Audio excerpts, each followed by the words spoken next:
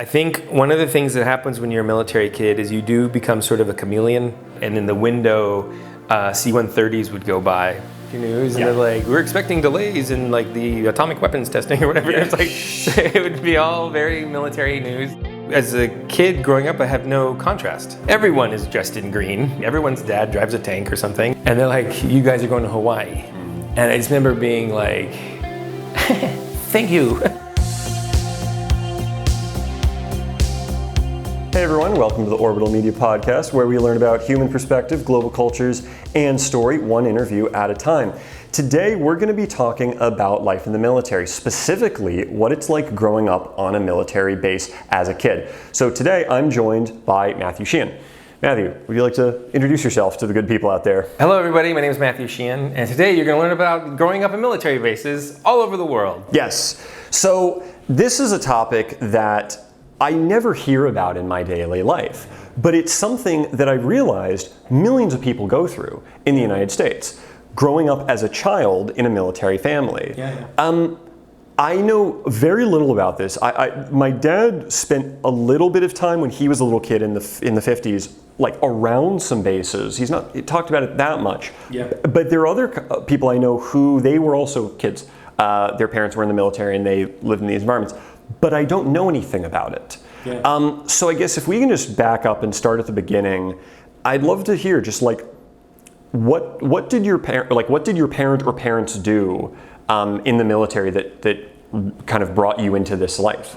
My dad was like a super hard charger. He was when he was like 18, he was mowing the lawn, and the mailman came up and was like, "Sorry, son," and gave him a letter, and he was been drafted. It was a letter from, like, I think not Nixon, but it was a letter from the president saying, like, report to this duty station. You're drafted for Vietnam. Exactly, and he ended up getting drafted and going to Korea.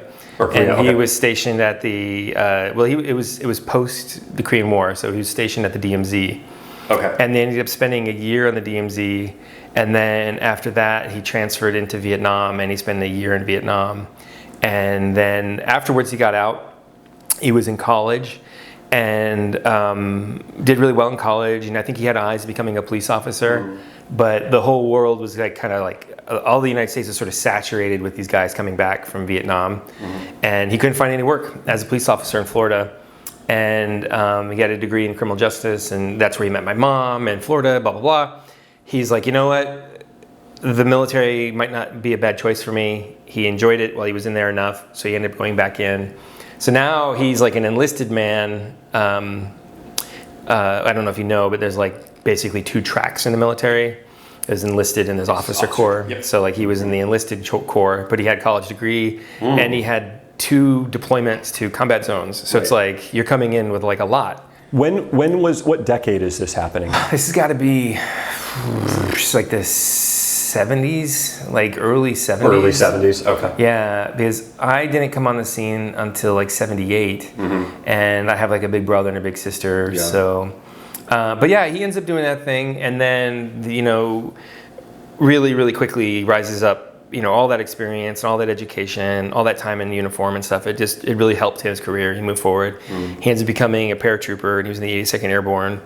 And I remember when I was a kid, so somewhere along the way, I'm born. Sure. And I have siblings and stuff. And ironically, I was actually born on Fort Bragg. So later in my life, when I would tell people I was born on Fort Bragg, they're like, "No, you weren't. You were born in the city nearby." Mm-hmm.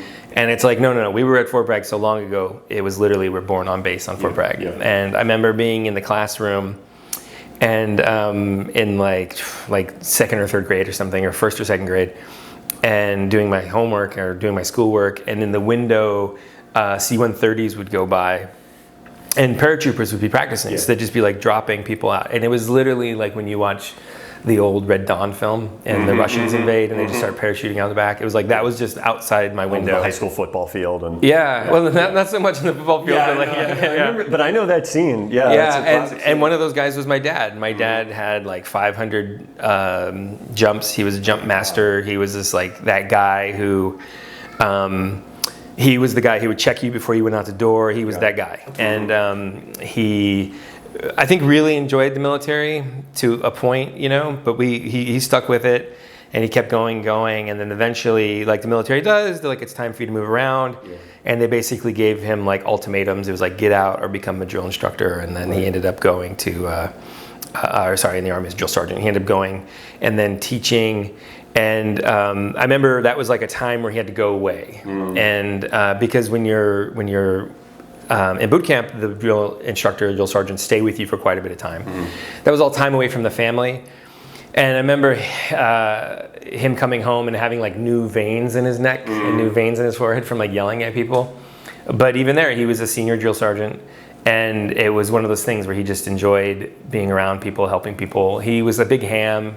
I don't know if like it fit him being that guy, the DI, the drill sergeant, the drill instructor, like yelling at everybody all the time. But he was very much like, hey, I've been given a task. I'm going to do it to the fullest extent of my ability. Yeah. And that was Fort Bragg. So growing up there, like remind me again where that is. Am I? Oh, that's North Carolina. I was going to say, I thought it was in the Carolinas. Yeah, that's like, like Georgia, North Carolina. There's a lot of like Army, like killer Army training programs over there. Okay. And Fort Bragg, North Carolina, 82nd Airborne, doing this whole thing there. I get to grow up surrounded by that culture, that vibe. Real men of purpose and jobs that require action. When you make mistakes, when you have oversight, people die. So it's like you have to really be on your point and on game. You know, that's kind of like when we would do inspections at night, which I had thought nothing of as a kid, where we would stand because I have 2 older siblings and a younger brother. And we would stand side by side with our hands out in like this position, and my dad would inspect with flashlights. And you're just looking like, did you wash your hands? Did you brush your teeth? And it's like, yes, I did. And it's like, tell your mother good night. And then like sometimes he'd be like, no, your hands are filthy. Go away and come back. And we'd have like field days where it'd be like you're field daying the house, and it's like you would have to scrub the house and clean the house. But it's like you're a kid. You're just like, I'm just cleaning a house. Right. Looking back on it now, I realize it was all very like militaristic and really like over the top. Yeah. But I had clean hands and clean teeth most of the time. And so from North Carolina, this is all, I'm still like very, very young, and I have like scattered memories and stuff. Yeah. But all of them relatively positive. All of them, your dad is in uniform and in parades and all that kind of fun stuff. There's a few tiny little things that like stick out that really, when my dad's brother passed away, we went to his funeral, and he wore his dress uniform, and he bloused his boots. And blousing your boots is when you like fold them up into your boot leg. Yes. And you don't normally do that in dress uniform, but in paratroopers you do. Yep. And I remember him kneeling at my uncle's casket and being like seeing his like pristinely shiny boots and stuff. Years later, I talked to my dad about it, and he was like, yeah, his brother was a paratrooper, and that always meant a lot to him that his brother. So it's like you could see like, oh, like the veil of your father was like, oh, as much as I looked up to him, he was looking up to somebody else, that kind of thing. Yeah, sure. And that's very much like the military culture is like you're looking to other men, other men and women, and you're looking up to them and you're admiring them and you're holding up standards because they held up standards, that kind of thing. Anywho, from there, when he became a drill sergeant, that was in Fort Dix, New Jersey, if I'm not mistaken. So we ended up moving from North Carolina to Fort Dix. When we were in North Carolina, this kind of matters. My grandparents, on my mom's side, were like, well, we want to come be near the kids, so they bought land in North Georgia. Okay. Here in California, it's like, why would you buy land in a different state? On the East Coast, you realize like all the borders are they're all like everything's like on top of each other. Yeah. Sure. So they end up buying like 15 acres of North Georgia. And building a house from nothing there. And we would spend our summers there and our long weekends there and all that kind of stuff. And then even when we went to Fort Dix, occasionally we would come down and visit North Georgia. And for the rest of our lives, North Georgia becomes one of the only consistent places where we would always be able to go back. And in fact, I just came back. I took my daughter across country and we went to visit North Georgia. But anyway, so Fort Dix, New Jersey, I remember going there and everyone being like, New Jersey, and me being like, in the second grade being like, what? I don't get it. And then when you show up there, it's just suburbs. It felt very much like E.T., like they're just houses and hills and like people doing their thing. I didn't live on base. We lived off of base. So it felt very much like you're just in the regular civilian world and like you just doing your thing, going to school. But it was only 2 years, so I don't have like a huge like memory banks there. A lot of it is the trips we just like going away and then coming back. After that, I do remember my mom and dad coming and talking to us and being like, "We're going to go to Germany," and me being like, "I don't even know what that means." And I remember we got on a plane and all the whole bit. This is when you're little, and this is before the internet and all that fun stuff. And this is before like free long distance phone calls. And this is before. This is like mid '80s. Yeah, easily.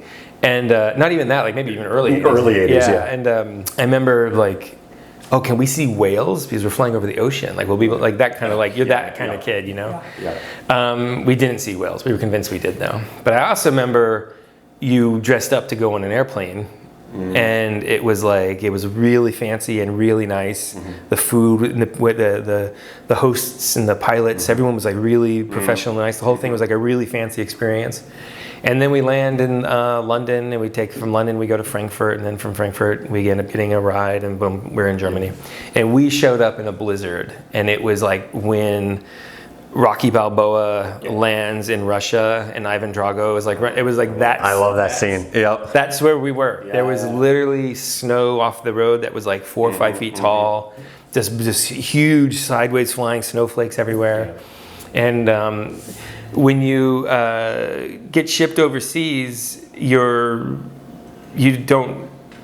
stuff doesn't come with you. It goes on a boat. Yeah. Okay. So like your couch and your table and your shenanigans, that all comes separately than you. And you get put in temporary housing, and there's like an iron and a coffee pot and a toaster and all that kind of stuff. And this is before like we had a VCR and everything. And it was just like that. It was like the world we lived in. And the town we lived in, it was called Wielsek, and it's pronounced Fielsek, and it's near a bigger town called Grafenweer. And both of which are long-time American like war prizes. Like Wielsek was like Wielsek was something we took during World War II, and now we have like grown into a proper military base. When we were there, it was pretty small, and we didn't have like a PX when we moved there. A PX or BX is like your post exchange, your base exchange. Okay. So it's sort of like like a Target. Okay. It's like a supply, kind of a supply depot. You go there, and there's going to be. Well, it's more like a Target where you go and it's nice. It's American goods. You can use American money and stuff. We had a place called a Shopette, and it was like a miniature. So like the military gets it. Like you have been plucked from suburban New Jersey, and you have moved to Deutschland, and you have like your family with you. The military knows if like your home life is a hot mess, that you're not going to be efficient at like destroying Russians or whatever. Exactly. Yeah. So like the idea is like how can we make everyone as happy and stuff like that. And the big concern is like if I relocate my whole family to Germany or to Paris or to wherever, to France or something, like are my kids going to be American? Are they going to not know American stuff? Sure. So they do make this very fun, like Wielsek, the military base, was very much like a little Americana, like this little dome in Europe that felt like a Norman Rockwell painting. Like you had parades and Christmas tree lightings. There was a movie theater on base. It was like a one-screen theater. There was this. Eventually, they built a PX. When they built it, they found like all the Nazis had buried like tanks and bombs and stuff. So they had to like call in the bomb squad. It was like constantly we'd constantly have to watch videos in school or like films in school. The MPs or the military police would come, and they would say like, if you find a bomb, don't touch it. And they would show you different bombs, and they're like, don't touch this stuff. Which, looking back on it, it's like, does that really happen? And people find stuff in the woods, but in a military base, it's like people just dropping shit all the time. Or like I said, it was like we took it. So people we took the base from probably were fighting at some point, and they maybe left things. And then 50 years later, you pick it up, and then you're gone. A lot of that kind of stuff. And I remember constantly though in the woods, you'd be like playing, and you'd find like shells behind trees and stuff like that, like bullet shells and stuff. Really interesting in that sense. But anyway. They start building all this stuff, and it becomes, and we're there, and my mom likes it. She likes living there. She likes living on base. This is the kind of what I'm gleaning as a kid. So instead of it just being a 2-year deployment, because normally they consider that a hardship, where like we're taking you away from your extended family, we're moving you to a faraway land, etc. When we would leave base, primarily everyone spoke German, and you'd go to these faraway lands and like, that's rough. Well, you only have to stay for 2 years, and then they're going to move my dad to some other base, and then somewhere in America. And that way you kind of you don't have to be far away forever. But my mom didn't mind being far away, and so she kept extending their stay. And we ended up staying in Germany for 8 years, which is extraordinarily long, and much longer than what is normal. Normally it's like that 2 years, 3 years, and then you rotate it out. While we were there, we only had one channel on television. It was the Armed Forces Network. And it was AFN, the Armed Forces Network, and you would have like officer in like dress uniforms, like, you know, or like a staff sergeant, you know, Rodriguez would be like, all through Frankfurt, there's gonna be a cold front. And it'd just be, that would be how you get your news. And they're like, we're expecting delays in like the atomic weapons testing or whatever. It's like, so it would be all very military news. Which was fun. When like Christmas would roll around, Santa Claus NORAD would come on the news, and it'd be like the actual NORAD people, and they're like, we're following Santa with NORAD, and then which is really interesting now, because when you think of NORAD, that's not what you're supposed to think of. But yeah, a lot of that sort of stuff. It was all very like everyone. It really was like a Norman Rockwell painting. Like everyone was just trying to be like their best to make this a fun experience for everybody. We did travel a little bit. We got to go explore France. My mom had like a romantic like side to her, so she wanted to go to Paris, and I got to go to Paris once on a field trip for school, which is pretty wild. And we went to Poland. We were in Germany when the Berlin Wall came down. You went to Poland before the Berlin Wall? No, we went to Poland after the Berlin Wall. I was going to say, I was like, okay, yeah, this is going to be after 89, 92, yeah. Yeah, we were there when it came down. We were there during unification, which is really interesting because there was like this weird, why do we need these American military bases anymore? Right. After the Soviet Union falls, yeah. Yeah, and it was a weird thing where we were watching AFN, and they would be like announcing like, here are the base closures. And I remember my parents being like, I wonder if our base is going to be closed. Because it was sort of like hashtag, we might not need you in the military anymore. There was a kind of a concern of like, I got all these kids, what am I going to do, that kind of thing, which isn't something I was expecting. But I remember as a kid, we'd go to like the travel center on base, and there'd be all these brochures. And I remember there was like trips to Cairo for like $85. Wow. Yeah. Wow. Yeah. And Okay. and this is before like it was a different Cairo back then. You know? And I was thinking like, oh, that'd be fun. And my parents were like, yeah, I'm not interested in Cairo. And looking back at it now, it's like, oh my God, like every weekend we should have been like going somewhere. Yeah. But that being said, you know, my dad was at work quite a bit, and it would have been my mom traveling with 4 kids, and that would have been like kind of probably a nightmare. But yeah, we got to go to Poland. My grandparents are Polish, and they flew out. They were the only relatives the whole 8 years that ever came to visit. I thought Poland was beautiful. I thought the food was amazing. And it was definitely, tourism was not their main export. Getting by was like their number one priority. And you could kind of sense that, you know. At the same time, it was really, I think Poland in general is like a misunderstood part of Europe. There's been many predominant cultures in Europe that are like trying to tell you this is what Poland is. Like the Germans were trying to say this is what Poland is. Russia was trying to say this is what Poland is. I remember as a kid telling like Polish jokes, not realizing that was like all World War II propaganda and stuff that just like had like hung around, you know. So a lot of that kind of stuff. But it was one of those things like, here I am, I'm in Europe, and since I'm not just visiting Europe, let's explore like the nooks and crannies. Let's spend 20 days in Poland, you know, and like that's not everybody, you know. And I got to visit the concentration camps while we were there. We got to see like history, not in a textbook. And I don't know if you've ever been to the Grand Canyon, but like you maybe have seen lots of pictures of the Grand Canyon. But then when you see the Grand Canyon in real life, you're like, oh shit, I get it. And getting to go to Europe and see so much of why history shaped out the way it was shaped out is really, really fascinating. The building, the headquarters building in Vilsek, was taken from Nazis. And when you go in, they have pictures on the walls of when the Nazis occupied the building. Right. And it's like, wow, this is crazy. And it's fun, but at the same time, you as a kid growing up, I have no contrast. So this is how it always is. This is just life, yeah. Everyone is dressed in green. Everyone's in a uniform. Everyone is like, everyone's dad drives a tank or something, you know, and like everywhere at night you would hear artillery cannons going off all the time, and like we would see the flares when they'd be doing field exercises. And you're like, oh, they're out there playing around, playing army and stuff. You'd have like parades and everything. One of the things that people frequently are surprised by is when we would go to the movies, they would play the national anthem and everybody would stand up.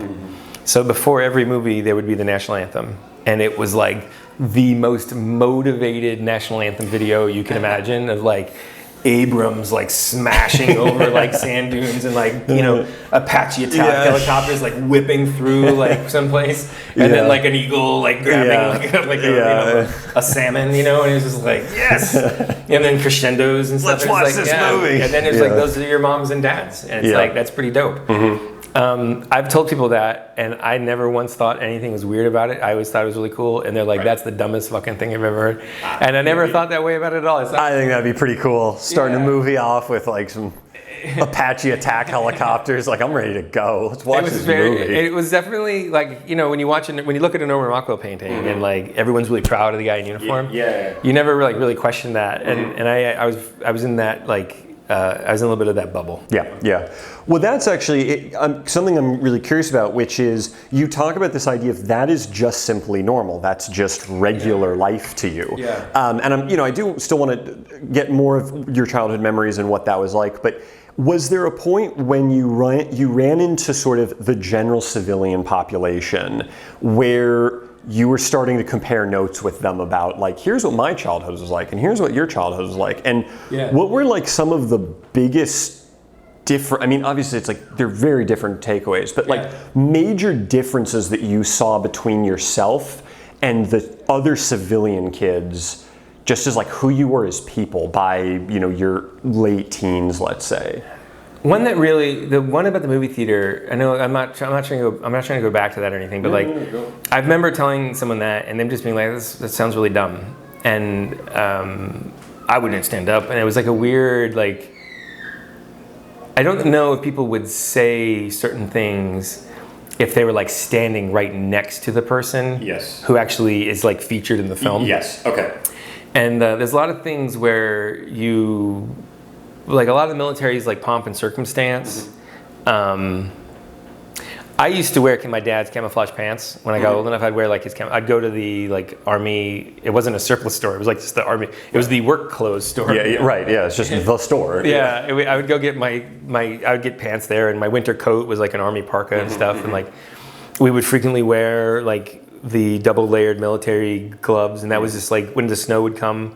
A lot of the stuff you're just wearing is like just hand-me-downs from your dad, or you just buy it at the store. And when I was in the military myself, like years later, I remember seeing like civilians wearing like military stuff, and I was always like, why are you wearing those pants? Like that's a weird choice. But that's my own like hang up and stuff. I remember we would do there's retreat in colors, where when the flag gets raised and lowered, they play reveille and they play taps, and everyone stops. Everyone on base, everywhere you go, they completely stop. They'll stop if they're in uniform. They stop their car and they'll get out of their uniform. Sorry, they get out of the car. They get out of their uniform later. It's a whole different song. And then they'd get out and they'd stand there, and then they'd salute the flag miles away that you just hear is being lowered. It was really fun to just stop your whole day and then know like everyone around you is stopped for a moment, and you have like this kind of moment of reflection, and then you're remembering like where you are in a military base, and that there's people who died so you could be in this military base, and that potentially your dad's not just hanging out here building stuff. He's like getting ready for if anything bad happens. I've described it to people before, And they're like, I don't get it. Yeah. And I've shown them like YouTube videos of it, and they're like, oh yeah, that is really weird. And I was on a military base with my spouse, and she saw it, and she was like, yeah, this is a little bizarre. But it is one of those things like you just accept, like this is like a whole life you're part of. I think most of us, your childhood is, you just accept it as it comes. You adapt to it. Yes. But all in all, I feel extremely fortunate to have had my time growing up traveling in Europe and to have my time growing up around military bases. After Germany, I remember I had a girlfriend, had all these friends in school, had all these teachers who really meant a lot to me. And my mom came out, and it was like summer break, and she was like, hey, we're moving. And I was like, oh no, like when are we going? She's like, we're moving in 30 days to California. And we ended up being in Orange County. My mom, when we moved to Germany, she got a job with the Red Cross on base. And while my dad stayed in Germany, my mom's career in the Red Cross like grew. My dad, all of those like parachute drops had like caught up with him. And he was in the process of sort of being medically discharged. Yeah. So he stayed in Germany, and then my mom was with the Red Cross and now moved to Orange County in California, where she was stationed at a place called El Toro Marine Corps Base, which is no longer even there. It's now like a big giant park. Okay. But she ends up, so we end up going with my mother. She's going to El Toro. So now we go to the Marine Corps Base, and we're living in like just suburbs in Orange County.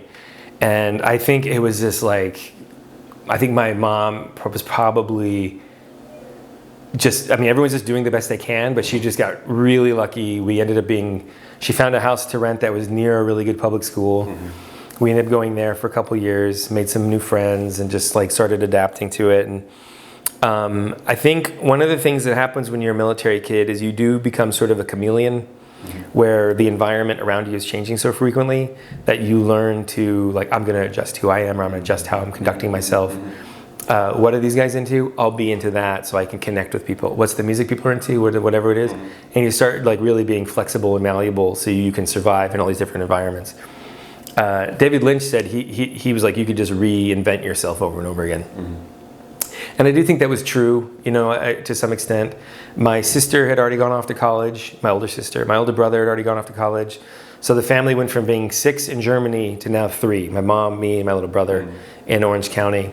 And so we would walk to school every day, and I would walk home from school, and the whole bit. Had a good enough time. It was a much bigger school. Everyone at the school felt like they'd known each other their whole lives. I didn't know any of them, you know. And these are mostly all civilian kids? Almost 100%. All of them. I don't think I met a single other non-military, other military kid the whole time I was there. And it was a Marine Corps base as well, so it was like a slightly different vibe.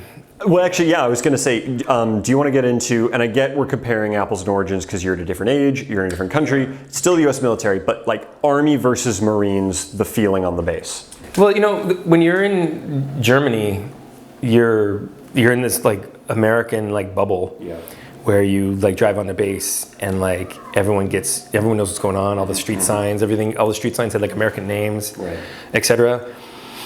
And I have to admit, it felt like if I was in trouble off base, I felt like if I ran home, I could run to that base and I'd be home. And you'd be safe. I'd be safe, yeah. Whereas on a military base in California, like, why the hell would you want to live on base? Everyone's living off base in the economy. Everyone's off and about and stuff like that.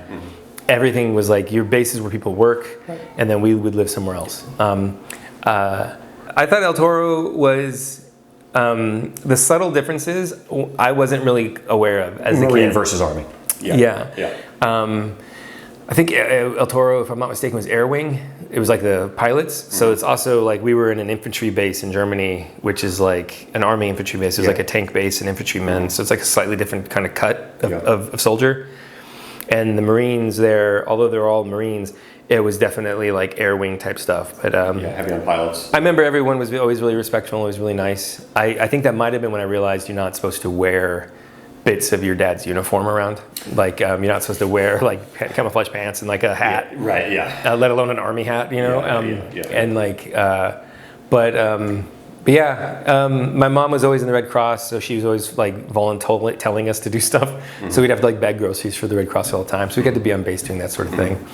After that, though, my dad still the note behind the note is like the military life is clearly putting like your home life in the back burner. Of course. Yeah. My dad's still in Germany. My mom's in Orange County, and they basically tell my mom, hey, we want to move you to Puerto Rico, and you can't take your kids.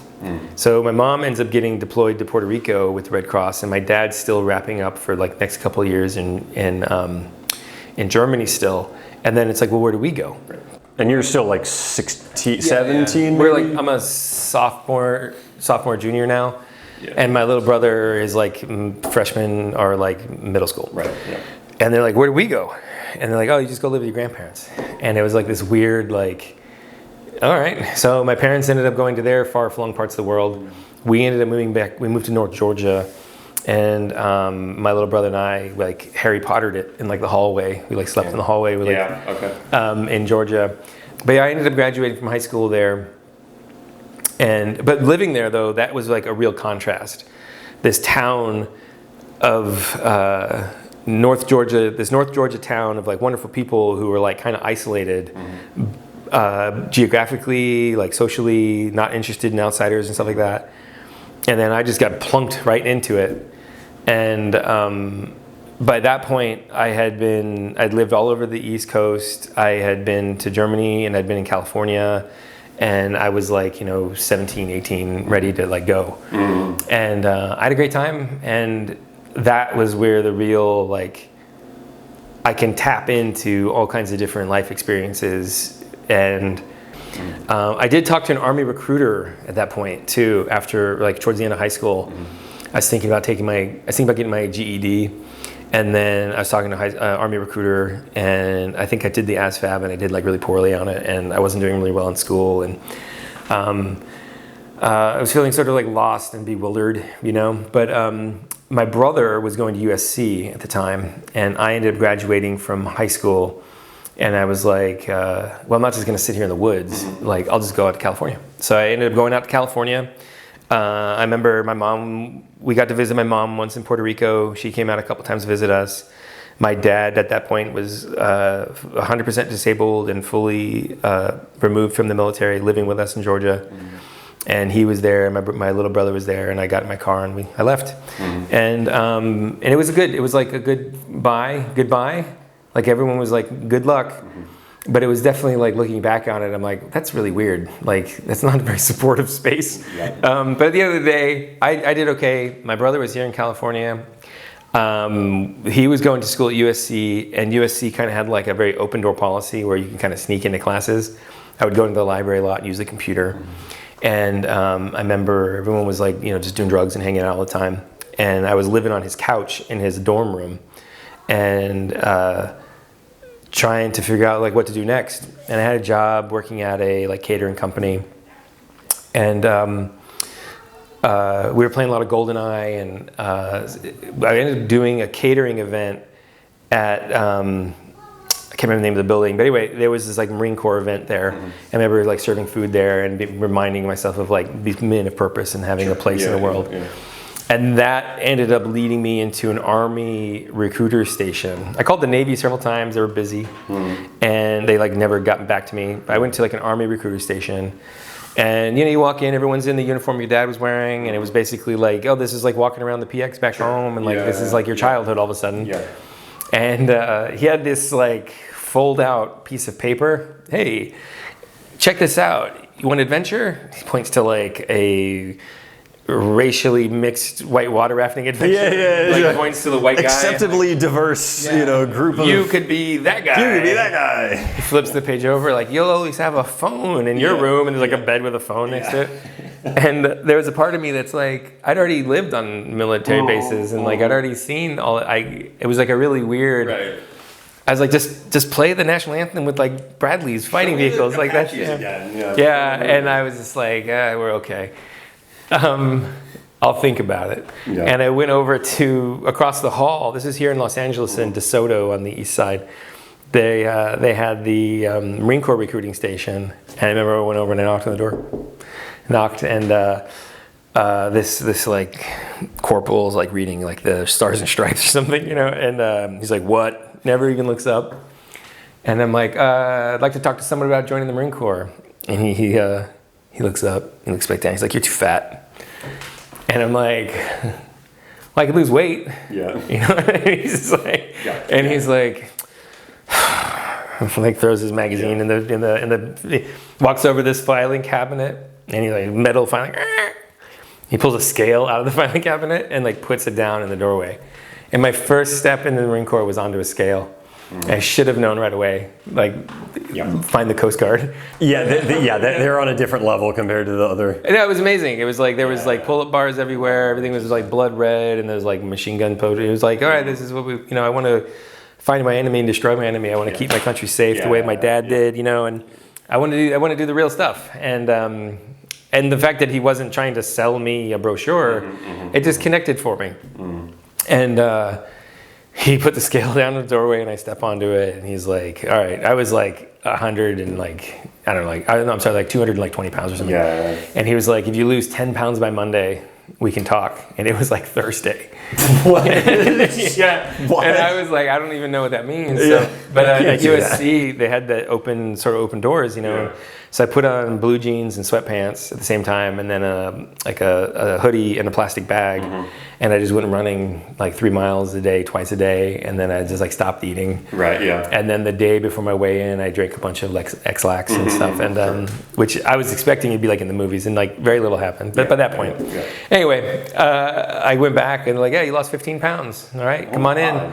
Yeah, and I was like, can I get some water? That's physiologically possible. Yeah. This is water, but anyway, I lost it. Like it was just, you just sweat it all out. Right. And then I sit down and they start asking me the questions and what would you like to do, and I'm starting asking them about it. And then I was like, well, my dad was in infantry. I want to go infantry, and they're like, oh, okay. And I had no idea that like that was like a big. I had no idea that like people joined the military for other.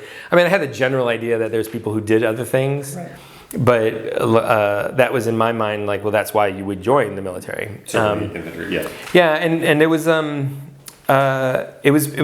good choice. They ended up pairing me with a recent boot camp graduate who would come to my house at USC, and he would take me jogging, and he would help me, and like they give you a list of knowledge you're supposed to remember, and you know you just get ready, and it's like the clock is ticking down to your like.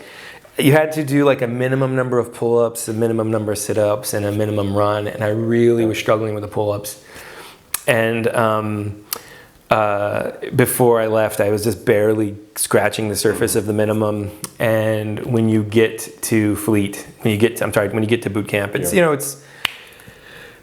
it's Marine Corps boot camp. It doesn't let you down. Yeah, it's as advertised. It's as intense as they say it is. Well, it was very like I was one of the first.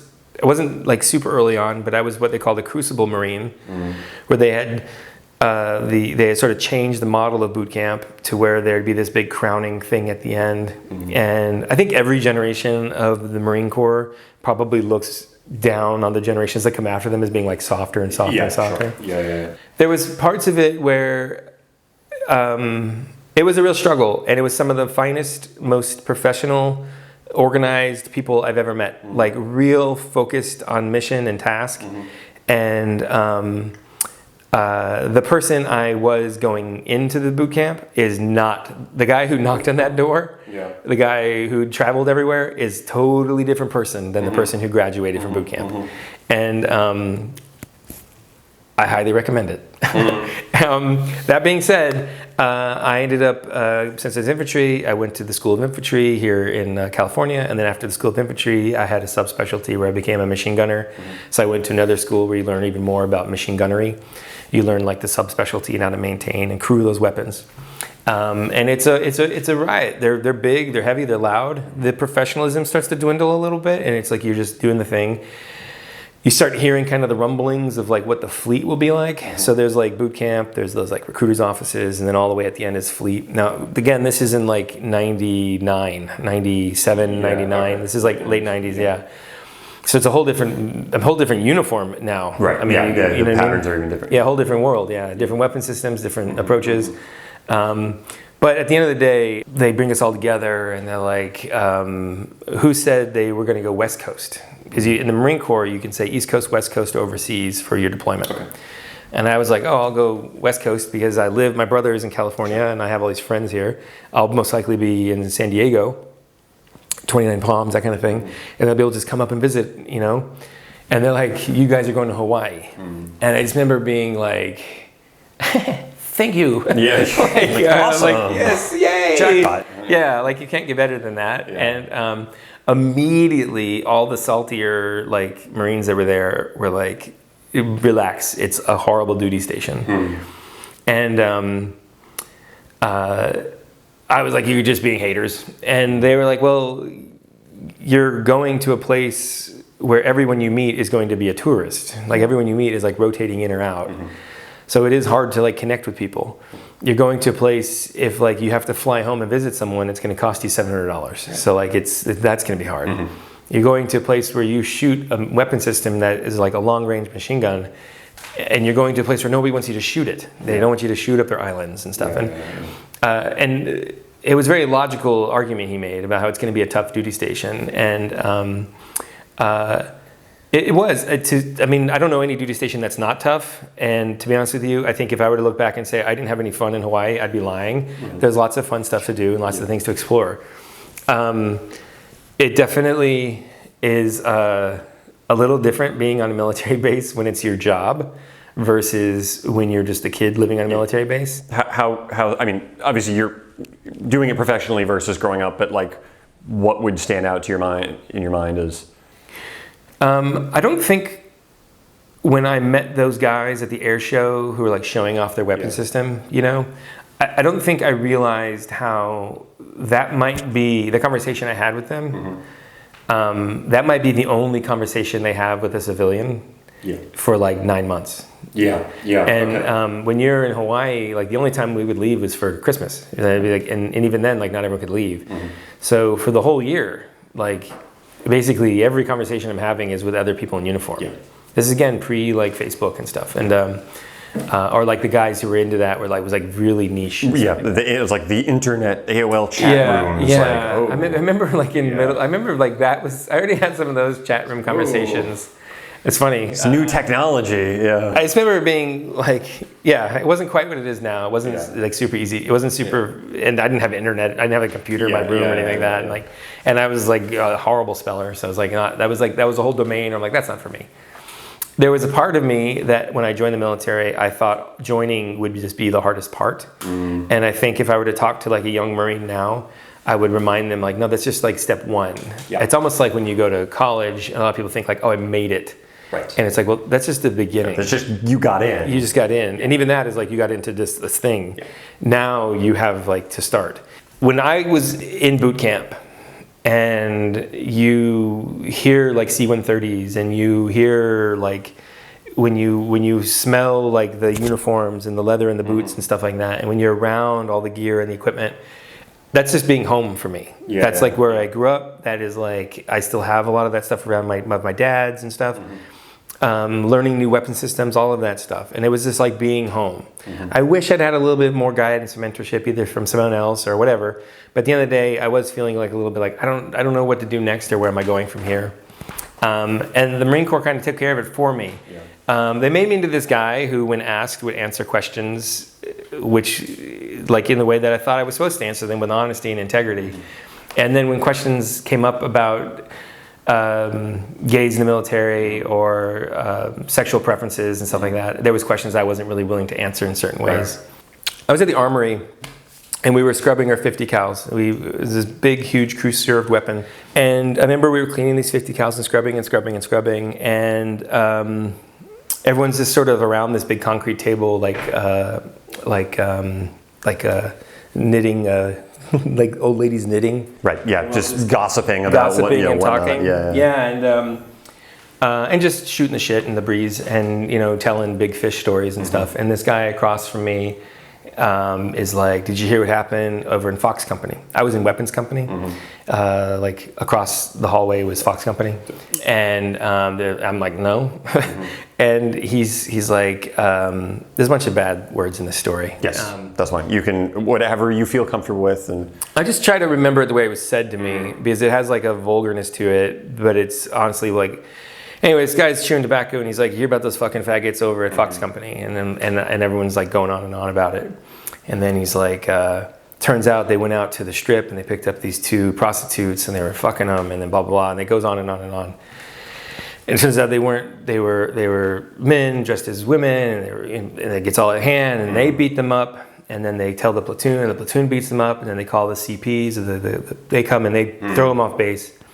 And they kind of makes their way around the table, and everyone is like sort of in, fucking this, negative, this, blah, blah, blah, blah. And it gets to me, and I'm just like this brass wire thing. Yeah. I was like, no, I don't think there's a problem with that. And I was like, if a guy walked across the bar to me and asked me for my phone number, I'd be flattered. Yeah. I've had to ask people for their phone numbers, and it's a very human experience. Someone did it to me, I'd just be flattered. And I was just scrubbing my brush the whole time, and I just realized it got really quiet all around me. And I look up, and everyone's like, what are you doing? And it was like, well, the Marine Corps, like, in my mind, I was like standing up for what I thought was the right thing to stand up for the people who weren't there. And for people who are there. And I started having this whole conversation, and it goes back and forth, and like it just starts escalating into like, didn't you read your Bible, and like all that kind of stuff, and like all kinds of like pathways. And I was like, I swore an oath to defend the Constitution. My dad really stressed that in the military people are green. He's like, you're not black, you're not white, you're green, and like he's like, when I have to send people up hills to go fight bad guys, I can't sit there and pick favorites and do all kinds of stuff. He's like, I've got to treat everyone equally. And the military, you're in like these classrooms where there's like everyone in the room has a completely different accent. Everyone in the room is from some different part of the United States, and their families and cultures are all kind of mixed together, and like everyone's just mixed, and you're just making it work. We're all human and we're all real, but like, you're just making it work. But anyway, that conversation just kept going and going, and it was like all of a sudden my back was like against the wall, and like I just remember thinking like, this isn't going to end well. And this corporal, he's a really great guy, and he had a big piece of tobacco in his mouth, and he like knife-handed me, and he's like, Sheehan, are you a fucking faggot? And I was like, Corporal, you're not supposed to ask me that.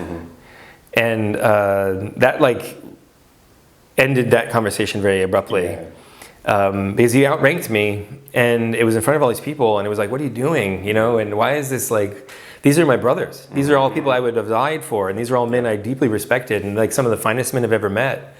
And it had just completely unraveled, and like this image of me in that national anthem film before like all of that stuff, it was just completely like crusting apart and falling apart. And like the idea of like, oh shit. I ended up calling my dad from the barracks, and I was telling him like, yeah, I think I'm gonna get in trouble, and I think they know I'm gay, and et cetera, and that was the first I'd ever talked to my dad about any of this. So coming out to my dad, because I was worried that he was going to be heartbroken about me being kicked out of the Marine Corps, and to have his response be like, I love you, I got your back, this is what you got to do. And that meant a lot to me. And at the moment, I don't think it even really registered. As much as that image of me as a Marine just blew the dust, like he was still real. The guy inside whatever like Russian doll of the military he was. Your dad. Yeah, my dad. And he still knew like deep down inside, he's got his first job is to be my dad. It escalated into more and more conversations, and it was more and more like, everyone formation, okay, everyone fall out. Sheehan, can we talk to you for a few minutes? And then it just slowly turned into like more and more chevrons and more rank, and then more and more. I remember one time they at one point they bring me into this room, and it was like, I'm a Lance Corporal. I'm like as pretty low on the totem pole, and it's all of these like gunnies and staff sergeants, and they're all like, I mean, it was like thick, like you couldn't even, you move through the room without bumping into one. And like, sit down, Sheehan, and I immediately knew like I am fucked. Like if I'm being told to sit down. But anyway, I sit down, and he starts reading me my Miranda rights, and I just remember thinking to myself, my parents met in college getting their criminal justice degrees, and my mother was like, if anyone ever reads you your Miranda rights, exercise them. Like, don't say anything and get a lawyer. And I get to the end, and I'm like, it's like, what do you want to do? I'm like, well, I think I should talk to a lawyer. And they're like, all right, go down to JAG and go get a lawyer. And I'm like, all right. So I just walk out of my barracks, and I walk across base to the JAG office, which is like the military lawyers. And then there's all these people in there who like aren't paying their alimony, or they've got like too many parking tickets. Yeah. And they're like, fill out this form while you're here. And I was like, my platoon, and this is like the 4th grade, like reading and writing ability. My unit is trying to kick me out for being gay. And the guy just takes it and he puts it into the shredder. And he's like, let's go upstairs. And he just takes me right upstairs to see a lawyer. And he was a captain. And that's like, I'm standing up. And he's like, relax, I'm just a lawyer. And we start talking. And I explained to him what was going on. He's like, yeah, this shouldn't be happening to you. What's happening right now? They're not supposed to be asking these questions, not supposed to be doing any of this stuff. Yeah. And it just sort of escalated out of control. And my career in the Marine Corps very quickly came to the end. From the moment that man leaned across the table and asked me if I was gay or not, about 10 days later, I was being kicked out of the Marine Corps. Right.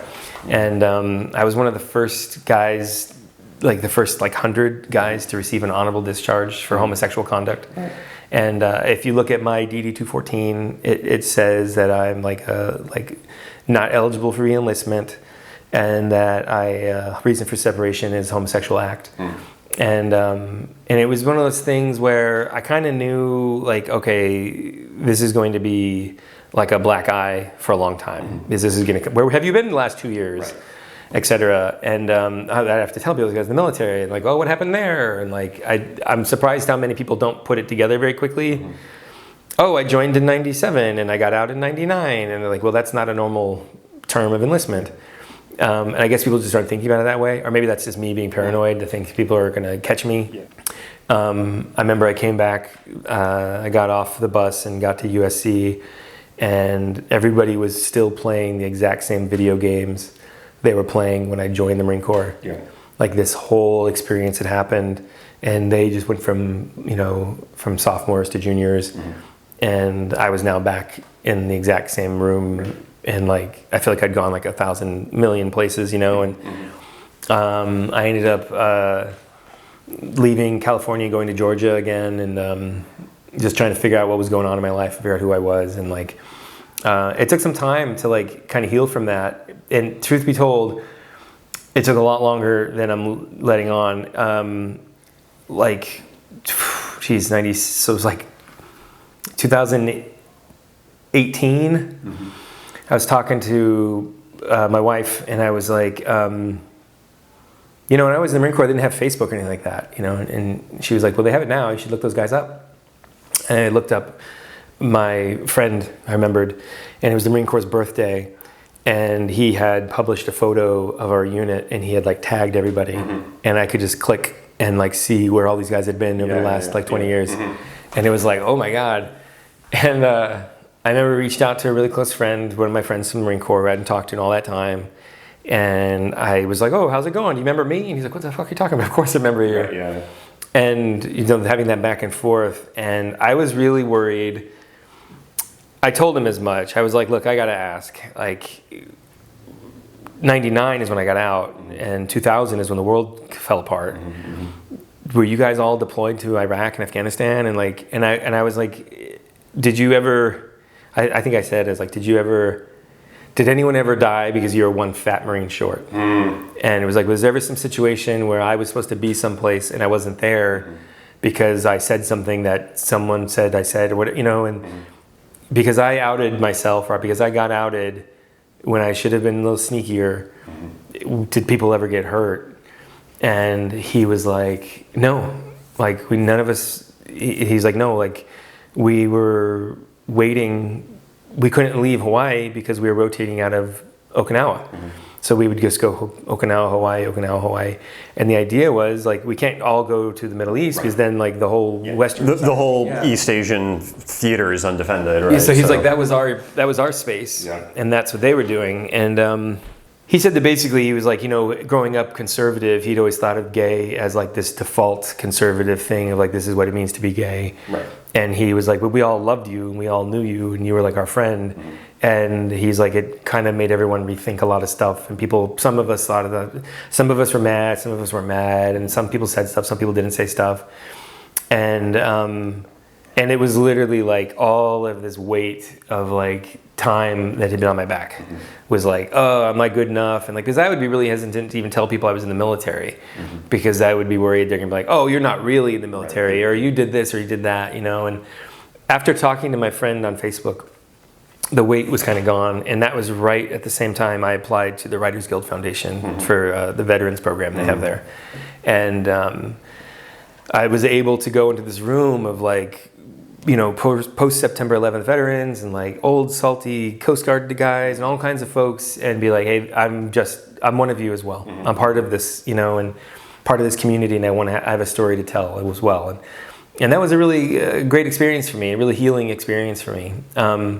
I didn't join the Marine Corps like under the auspices of like keep a secret. And again, the guy who joined the Marine Corps, like I barely even know that guy, but the guy the Marine Corps made me into was like, you have integrity and you have principles, and like if someone asks you questions, like you look them in the face and you answer the question, and I'm like, from here to the end of the world, I'm thankful for that experience, and like I said, I highly recommend it to people. It's really interesting kind of coming to terms with it, and it's a big label to wear, being a veteran. I imagine when you talk with people who are like, oh, I'm from Tulsa, Oklahoma, they don't have any doubt in their mind that they're from Tulsa, Oklahoma. Being an Army kid, it's like you're a little bit of everywhere you've been. And being an Army kid who was in the military, like I remember in the platoon, there'd be guys from Los Angeles. And I'd be like, oh, I used to live on 32nd Street. And they'd be like, oh shit, you're the one guy who knows anything about Los Angeles in the platoon. I'd meet a guy from Georgia, and I'd be like, oh, I used to go four-wheeling with my girlfriend. And they'd be like, oh my God, you know a little bit about Georgia. And like every little place you've been, you get to kind of bring it with you. You get to kind of bring it to the table, whether it's through a story or through a joke or through an anecdote. In a lot of ways, being that chameleon of like trying to transform into all these different things, it's helped me in different times, but now I really try to connect with people with like a genuine, like, oh, I know a little bit about what that's like because I've been in that part of the town. And I feel really fortunate for that. It is like when, I don't know about you, but like a lot of people, when they think I'm going to go to Europe, they're not like, oh, let's swing by Frankfurt. That's maybe not like high on the list of places to go. I just think of it as sort of I used to work at Deutsche Bank, and that was like the big headquarters, but it was like, you don't go there for tourism, you go there because like you have a job. Yeah, I really, whenever I try to go to air shows. Miramar has a big Marine Corps air show. And I always go up to all the infantrymen, all the artillerymen and women, all the people up there, and like they're not like car salesmen. Like this is their actual job. And when you go talk to them and like you ask them how long they've been in, and you realize like, oh, I've been in for 9 months. It's like you're talking to someone who 9 months ago was like entering boot camp, and like 3 months later is like entering the world, and like. And like you're talking to someone who probably will never forget the fact that you stopped to talk to them. So yeah, I really like exposing people to that stuff. I really love seeing it firsthand. I do think I wonder if the reason you're like, I do tell people, oh, I'm an Army brat, and people sometimes know what that means. Occasionally people don't know what it means, but you're right that it's sort of like it's not something we see a lot of. And I think it might be because it's a little like amorphous. It is a little bit like on the spectrum-y, where it's like you're a little bit of everything, and it's not like you're not one thing, There's a part of me that's really jealous when I have, not like really jealous, I'm not like plotting or anything, but like when someone's like, oh, this is my friend from kindergarten. Right, and you're like, well, I don't even know like what kindergarten teacher was. And then it's like, oh, I remember we've been friends since the 3rd grade. I'm like, that must be nice. or like that, those kind of things. Or I don't have very close relationships with a lot of my relatives because we spent so long far away. Yeah. But I try not to stress about it too much. I just try to like enjoy where I'm at. I've been writing every day. I've been trying to work every day. I've been doing a lot of animating, and I'm teaching now. And I'm trying to connect to like what are the stories I want to tell and why I want to tell them.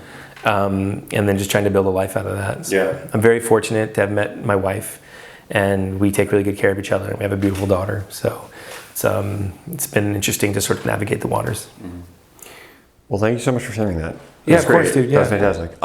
For those of you who kept watching to the end, thank you so much for watching. Matthew, it's been a pleasure. Yeah, of course, brother. Yeah. Thanks. And thank you all for watching. We'll see you next time. Bye.